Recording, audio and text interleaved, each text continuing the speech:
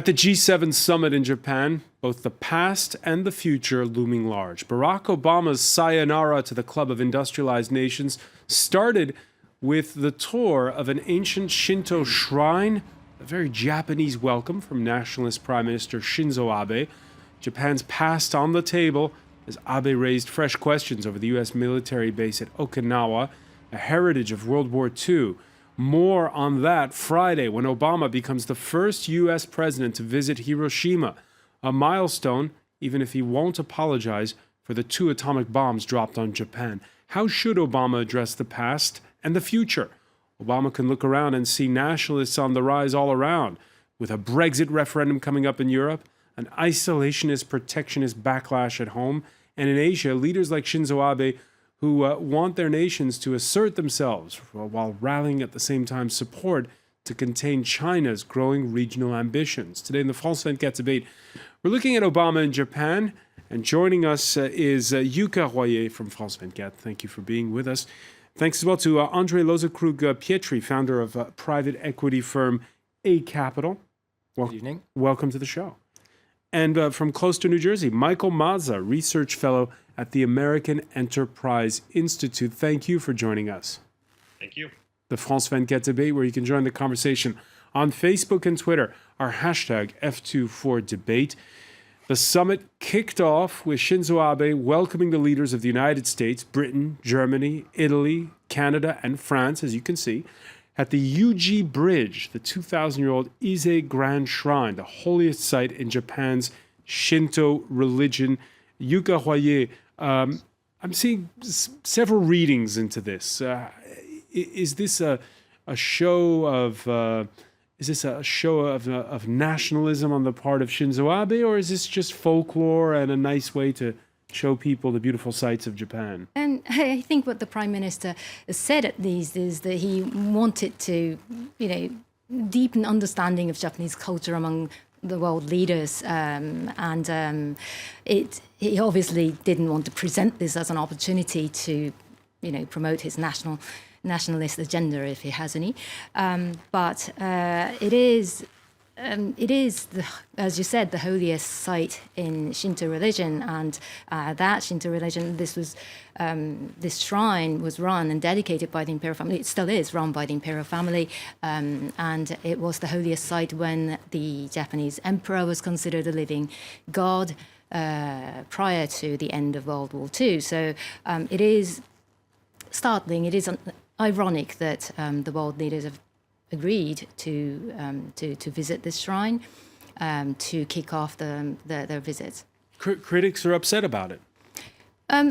There have been some criticism, but again, as much as this was symbolic, I think it was a little bit played down in Japan in expectation of Barack Obama's visit to Hiroshima. That is considered a much bigger event, and this was kind of overlooked in anticipation of that event that's coming up tomorrow.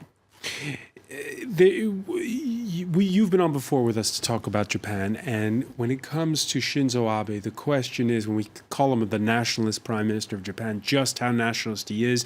The Guardian coming out with a piece on Wednesday saying that him and most of his cabinet members are part of an influential lobbying group, the Shinto Association of Spiritual Leadership, which calls for the removal of pacifist elements from the U.S. authorized constitution, more reverence for the emperor, and a ceremony to honor Japan's war dead at the controversial Yasukuni War Shrine in Tokyo.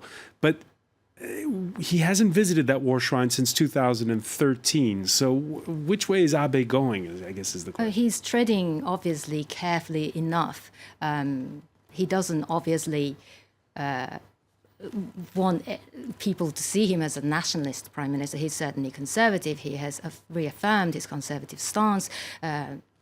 His position has always been to possibly revise Japan's pacifist constitution and remove the clause, the famous Article 9, that bans the use of force, that bans the possession also of armed forces for Japan, he's been calling it, he's been attempting to sort of move forward out of the post-war regime, what he calls the post-war regime, by which he means the regime that was imposed by the occupying U.S. military just after the war.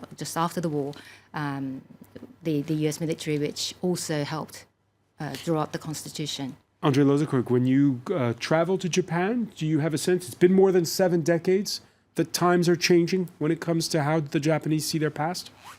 Well, I think, I'm both French and German, and I must say I always see how difficult it is for two countries to mend the past crises and dramas which happened. And, I live most of my time in Beijing, and it's true that these two countries have not come to term, and having not completely gone over the past. The two countries that haven't gone to term are the United States and Japan. No, I'm talking about China and Japan. Yeah. Is always fascinating to see, because a lot of, sometimes the extremes are taking that opportunity to revive nationalist sentiment, when we know that most of the topics, especially at the G7, was also focused on economy, prosperity, jobs, which is the core topic. So sometimes these debates about nationalism seem to be also guided by a way to divert public opinion on these issues. Michael Maza, is it time for the Japanese to go beyond the constitution that was written up after World War II under the eye of the United States? I think it's entirely natural that they're talking about that and discussing it. The world is changing; it's changing around them, and I think that Prime Minister Abe has adopted a more forward-looking approach to his country's interests and its approach to national security. The Japanese people have to figure out what's best for them, but discussing, debating whether or not it's time to amend the Constitution, I think shouldn't be taboo. Is it something that's taboo, Yuka Hwaye? It's certainly been at the heart of controversy for the last 2 years. It is no longer taboo because it's been openly discussed now. But there is still a very strong sentiment among the public that centers around this Article 9, the pacifist constitution. And there's a lot of concern that this would allow Japan to be drawn into some foreign war.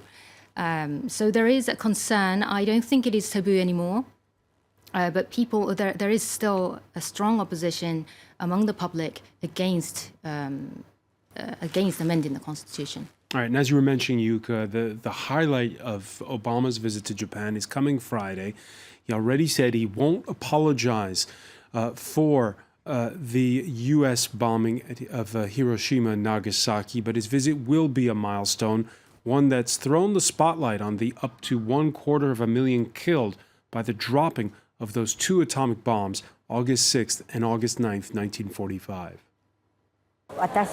For my part, I'm really happy to still be alive for Obama's visit. We were standing in the kitchen when my father told me, "I think that your mother and Tammy must be here." While we were shifting through the debris, we found their bones. My mother had probably tried to flee with my sister in her arms. From the point of view of humanity, Hiroshima was a human error that led to a catastrophe. We're not interested in splitting hairs with the US. Now, on the hashtag F24 debate, we've been asking you, should Obama be apologizing for Hiroshima? 56% say no, 44%, Yuka Hwaye, said yes. Well, I have another figure that is probably it may sound a bit surprising to you, which is a recent survey carried out by Kyodo News Agency among survivors of the A-bombs, and 78% of them actually said no, they don't expect an apology. They don't seek an apology from President Obama. Now, why is that? Yeah, why is that? Exactly. Many of them say that they don't want to to have a position. They don't want that to stand in the way of the president's visit. They don't want to jeopardize the visit itself by being adamant on demanding an apology from him. Saying they very much want to look to the future, as some of the survivors that we just listened to said. Many consider it a human error. Now, there is the famous epitaph at the memorial site that Obama will be laying flowers tomorrow, which says, "Rest in peace, the mistake shall not be repeated." Now, such is the ambiguity of Japanese grammar, is that the sentence stands with no subject. So we don't know, it's not clear who will not repeat the mistake. Now, there has been a lot of arguments.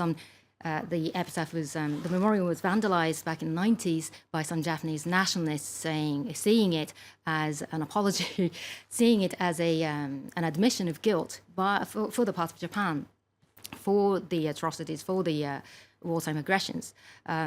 Whereas some Americans have said, well, it's certainly not Americans who are guilty of committing a crime. So that phrasing making people unhappy on all sides of the spectrum in a way. Well, the general consensus now that the city of Hiroshima at least settled for is that it was the error on the part of the humanity. And we again, as you said, we heard that woman in saying that it was a human error that caused it. What's your reaction to that? Well, I think it's very complicated to see from the past how countries have behaved. I mean, really, as today, how sensitive we are to any kind of loss of life. And we have difficulties in 2016 to realize that these were wars where on some days there were thousands, if not 10,000 of people who were killed, and 250,000 on that special two days. So I think for us, it will be always the question how we would have ourselves reacted, either under tyranny or fascism in Europe, and under these special circumstances where you had these totalitarian states taking over. I think the only conclusion we can have is that I know that sometimes, especially here in our country, we or in the US, there was some tendency to overdo security, which we all know is key. But we should always remember that when the individual liberty is taken away, then you have these experiences that can end up in atrocity. So I think that is for me the main message from Hiroshima. Michael? I said that the not wanting an apology does not mean that the majority of Japanese people or the survivors agrees with the US position, the long-held position, that the dropping of atomic bombs, first in Hiroshima and then in Nagasaki, helped bring a quick end to World War II and eventually potentially saved tens of thousands of lives. They don't agree with that. They still think that it was an unnecessary thing to do. It was unnecessary to drop the two bombs that killed more than 200,000 people.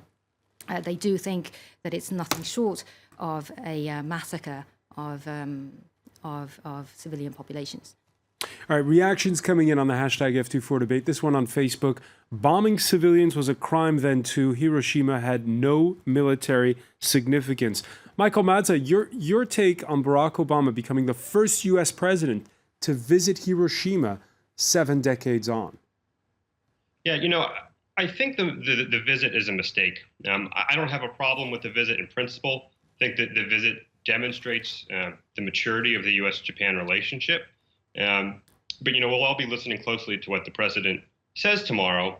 And what the White House said when the trip was announced was that the focus would be on promoting the greater security that would come about in a nuclear-free world.